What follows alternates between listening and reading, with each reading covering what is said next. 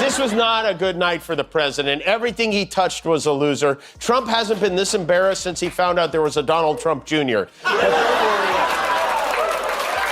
If you're tired of all the losing, fear not, he's got an excuse. In fact, he's got two of them. He wrote, Trump wasn't on the ballot and shutdown were the two reasons that Republicans lost elections. So Donald Trump, since I know you're watching, I have 4 words for you.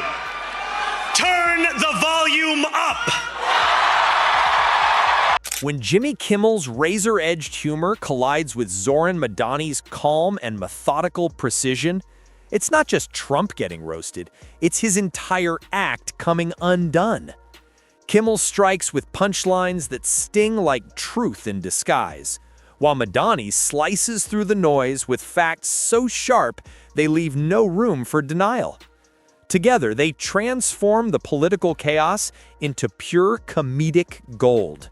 What they deliver isn't just ridicule, it's a full-scale demolition wrapped in laughter.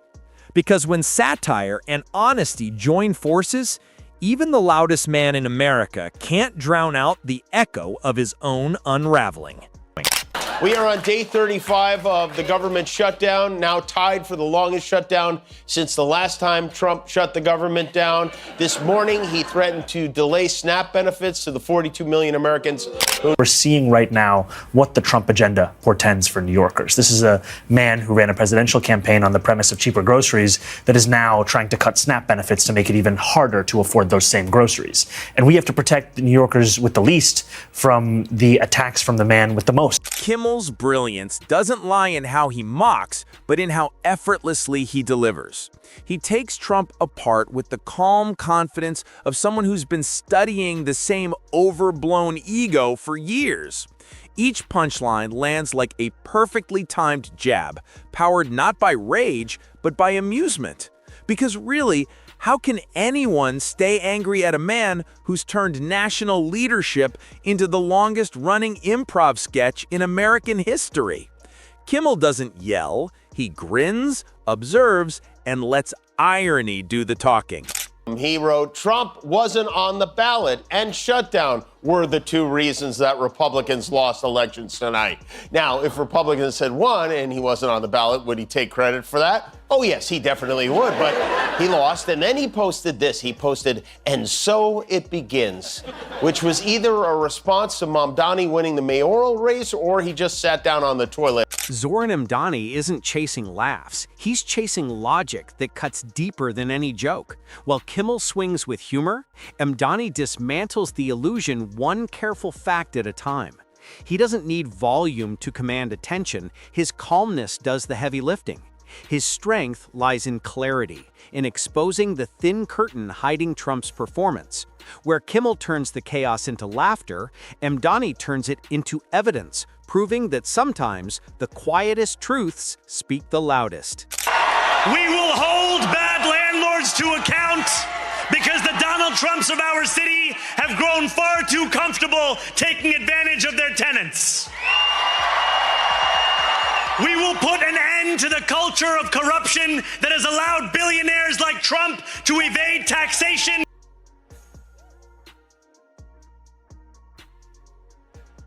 As Trump scrambles to convince the world that confusion equals brilliance, Kimmel steps in as the translator for the rest of us. He breaks the madness down like a documentary on the collapse of common sense, complete with the perfect soundtrack and a look of disbelief that says everything words can't.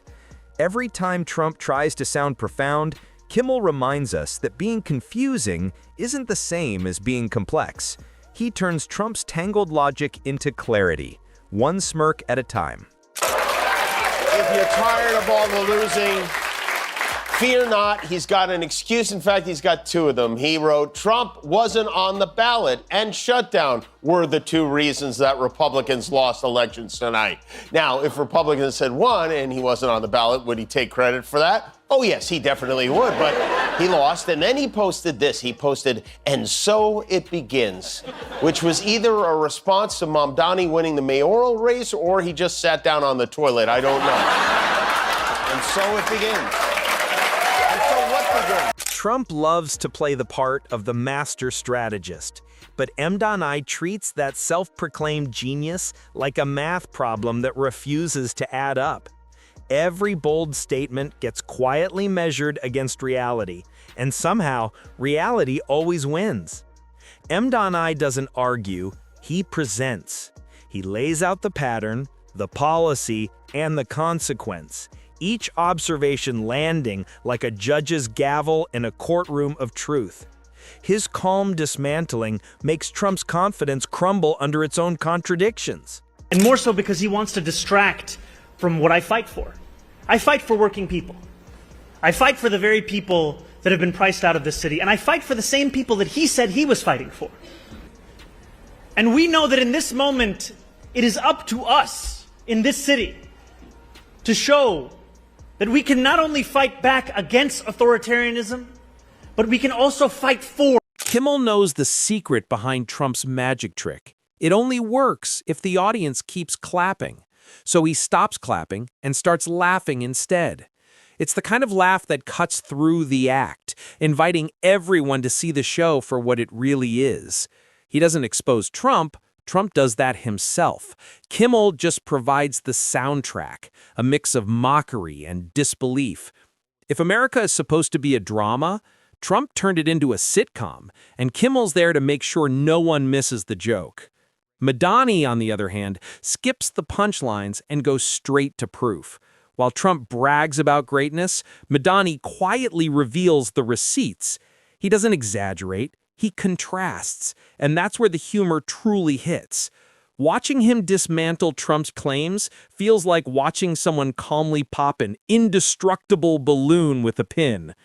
Kimmel thrives on the absurdity Trump can't control, turning every blunder into a lesson on unchecked power. When Trump struts like a self-crowned king, Kimmel turns it into tragic comedy, half ruler, half clown, completely unaware. Together, Kimmel reports through ridicule, while Mamdani analyzes through evidence, transforming incompetence into entertainment and laughter into understanding.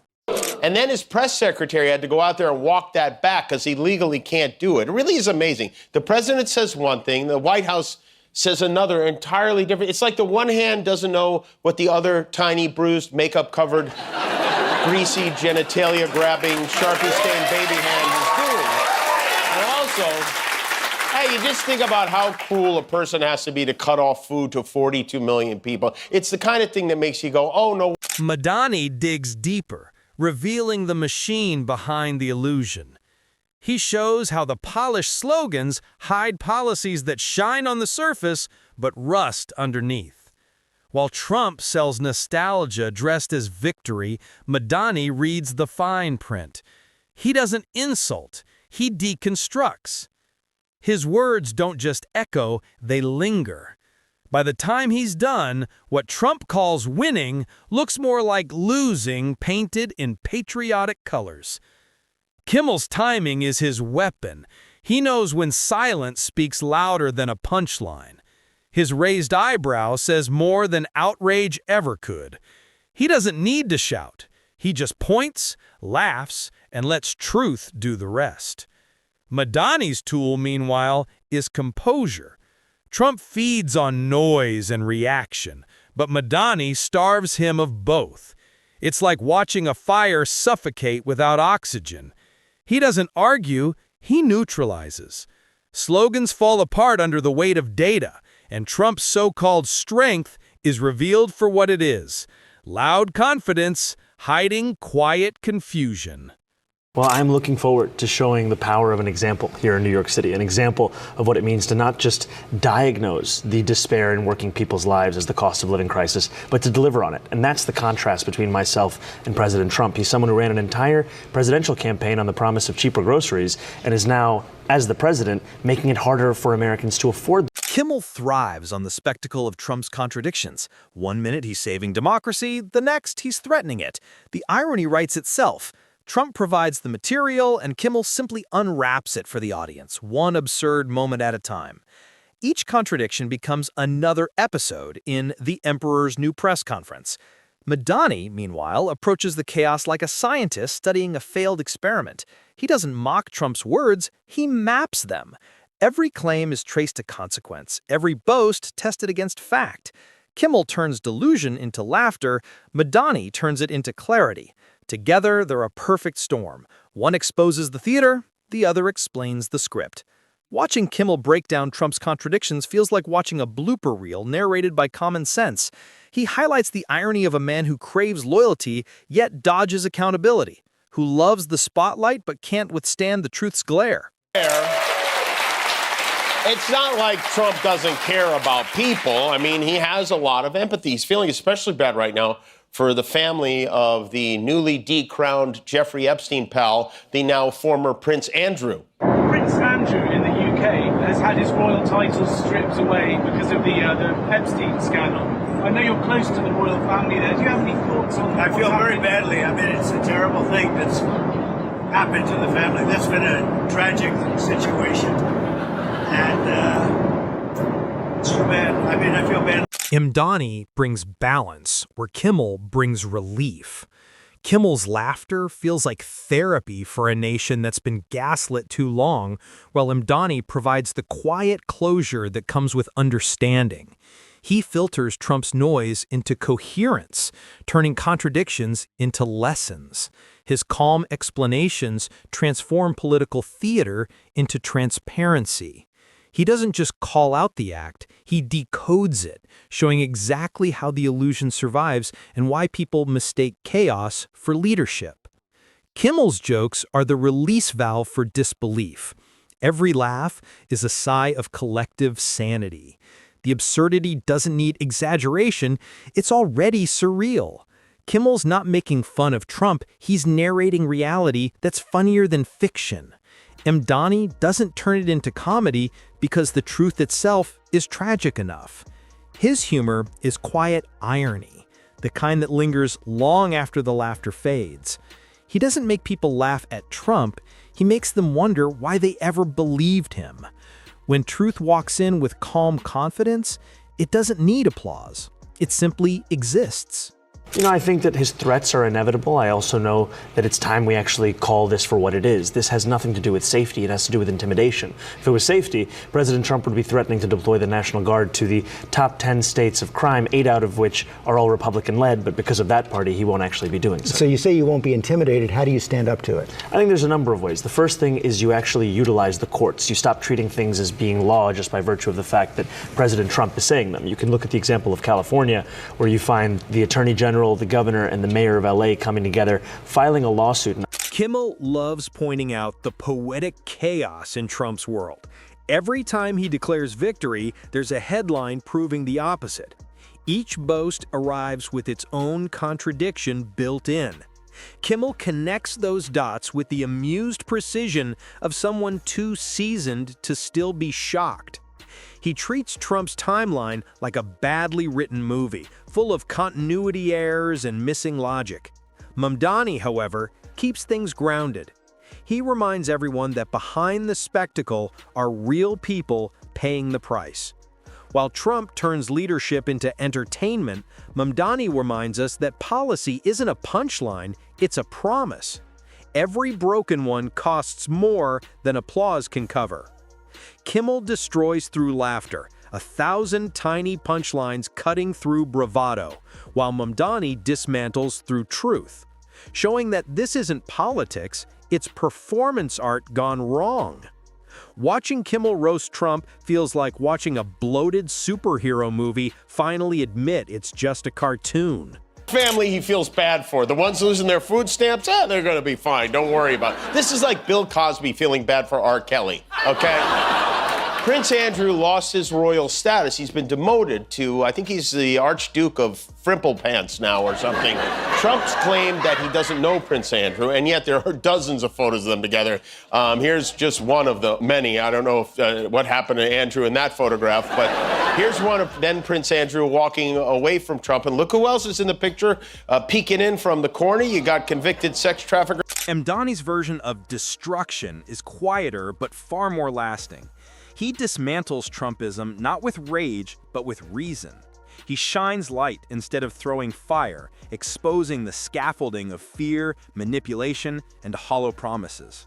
When he's done, there's nothing left to mock because the illusion collapses on its own.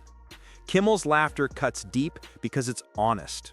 He laughs like someone who's seen this circus too many times to be surprised. It's not anger, it's weary clarity dressed as comedy. When Trump claims perfection, Kimmel just smirks like a man watching someone repeatedly walk into a glass door. Mamdani doesn't smirk, he simply lets silence speak. His calm dismantling leaves no space for spin. Kimmel and Mamdani might be opposites in delivery, but together they're unstoppable. One mocks the circus, the other explains the cost. One exposes the clowning, the other reveals the consequence. By the end, all that remains is a man shouting into emptiness, undone by his own ego.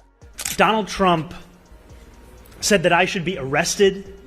He said that I should be deported. He said that I should be denaturalized. And he said those things about me, someone who stands to be the first immigrant mayor of this city in generations, someone who would also be the first Muslim and the first South Asian mayor in this city's history. Less so because of who I am, because of where I come from, because of how... When the dust finally settles, Trump is still out there insisting he's undefeated, convinced the spotlight still belongs to him. But something's changed. The room feels heavier, quieter. The laughter has turned into reflection, the applause into silence. Kimmel doesn't chase the noise. He lets it fade, like a bad encore that's lost its magic. He understands that silence can hit harder than outrage, that sometimes the most powerful pushline is restraint. Mamdani doesn't humiliate. He reveals. He peels back the illusion one layer at a time, leaving behind only truth, steady, undeniable, and calm. When the laughter dies and the truth settles in, what's left isn't strength or genius, it's theater struggling to stay relevant. The lights dim, the stage looks smaller, the script worn out. Kimmel and Mamdani didn't destroy it with fury. They let honesty do the work. Beneath the slogans and swagger, there was never a movement, just a performance that went on too long. What once looked like power now feels like desperation. And the audience isn't cheering anymore. They're just watching, realizing the show ended long ago.